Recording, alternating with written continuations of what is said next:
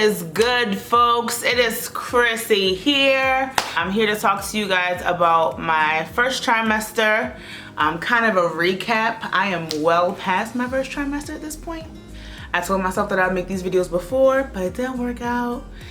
But we making it now. So there's progress in some ways. Yes? Okay.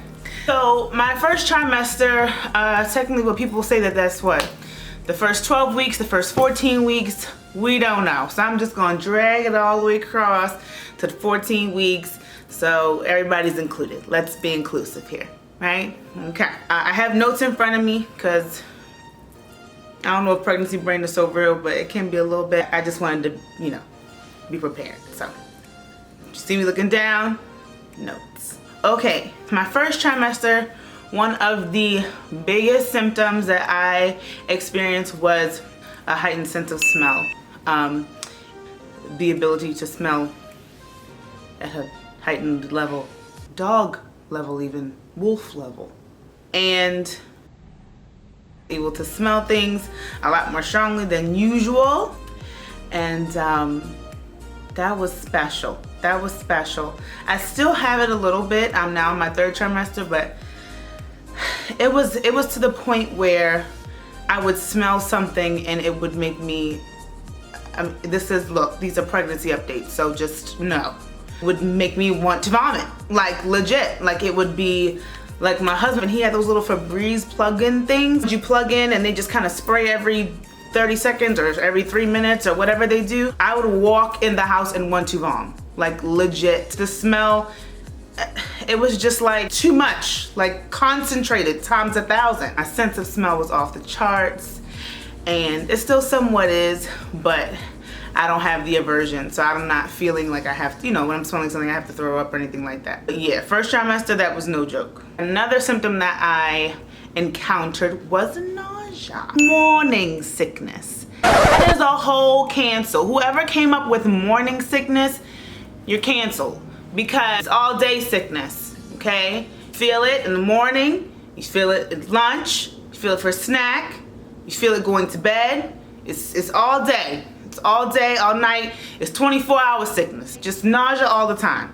That was my experience. Honestly, there's some other symptoms that obviously I'll get into for my second and third trimester. Physically, as far as like pains and, you know, growing and pulling and things like that, I will take those pains over the nausea. Like the nausea, just consistently always feeling like you have to vomit is not a nice feeling. It doesn't feel nice. I'm not complaining. These are symptoms, okay? These are the facts, folks. The nausea, cancel it. I'll take the pain over the nausea. Next. I did actually experience some like vomiting. So there were times where I did feel nauseous. I did actually end up vomiting. I won't say I couldn't keep food down, because I could to an extent. I had to be very mindful of how I ate the first trimester, that it was semi-bland. I ate a lot of like mandarin oranges, like the little cuties, or I'd have some applesauce, some crackers, no flavor Greek yogurt. It's kind of like bland. The thing about the vomiting that was confusing and just like was the fact that when you throw up, usually you have an upset stomach, there's some, you know, uncomfortable feelings and things like that, and then you vomit and there's relief, right? And then you feel better, and okay, God, I'm so glad I got that out. Oh, good. That didn't happen. I would throw up, I would still feel nauseous. There was no relief. So it was just like this ongoing cycle of nausea, morning sickness, vomiting, nausea, Another symptom that I experienced is what my grandma calls bitter mouth, or she would say bitter mouth. Basically, it was this taste in my mouth that was just always there, just lingering. I've heard some people say that it's like a metallic taste. I wouldn't say it was metallic, but it just wasn't pleasant. I still have it a little bit in my third trimester, not as much, but it was just like a consistent, like on the back of my tongue, and it was always there. Bitter mouth, whatever you call that. Another symptom that I experienced during my first trimester was food aversion. So one of the biggest food aversions I had was rotisserie chicken. I didn't want to smell rotisserie chicken. I didn't want to see rotisserie chicken. I didn't want to know that there was rotisserie chicken in the next room. Cancel rotisserie chicken. I don't know. I just didn't. I'm an avid lover of pickles. Like pre-pregnancy, I could eat pickles out the jar just because I just love the taste of pickles. I can cancel the pickles now. It's crazy. I used to love pickles. Just some interesting food aversions, things that I would usually like that I don't want. I'm interested to see if after my pregnancy, if I am going to kind of revert back to those foods that I used to like or having aversions with. That'll be interesting to see. Like if it's like a permanent thing, like I never want pickles or rotisserie chicken again. I don't know. We'll see. Another symptom that I experienced during my first trimester was just overall middle discomfort. Discomfort in that mid section. My stomach was starting to grow, I was getting bloated, and things were moving around in there, and sleeping was very uncomfortable. There was some sleep deprivation, if you will. I got the boppy sleep pillow, like the body pillow. I won't say it didn't help, but it didn't help. Okay, another symptom that I experienced my first trimester was round ligament pain, like the pulling. I felt like the stretching in my groin area, but my stomach, in my stomach. It wasn't cramping. It wasn't like menstrual cramps. It was uncomfortable, and I just didn't know what it was at first, so it was a little scary because I was like, oh my gosh, I hope everything's okay. But yes, round ligament pain. It's real. It's a real life thing. So it's normal, just comes with the territory. There you go. Okay.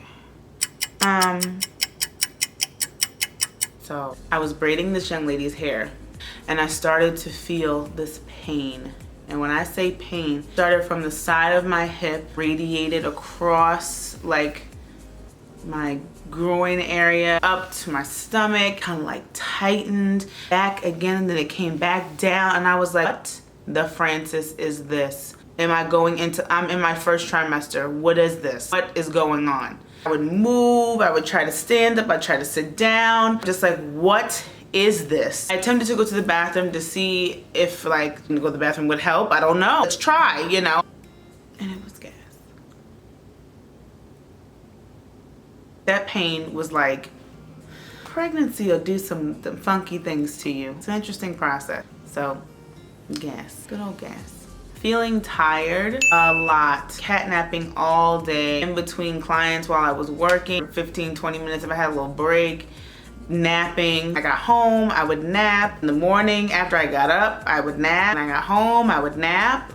And it was just a consistent napping lifestyle. I don't know, but I was napping often, very tired. Yeah, I just feel tired. So 2 things that my OB and midwife suggested that I do my first trimester was, of course, 1, take prenatals. Those to take the Rainbow 1 prenatals. You take my prenatal at night, so I wouldn't have to feel the extra effects of all those vitamins and minerals going into my system. So I took a prenatal. That one also comes with a DHA capsule, which is like, I guess, the fish oils and the stuff for brain development for the kid and all that good stuff. That every day at night. And also a baby aspirin every day. Just 1 dose of baby aspirin. I believe that's to help prevent preeclampsia because I have a history of high blood pressure in my family, and with my medical history as well, preventative measures and all that good stuff.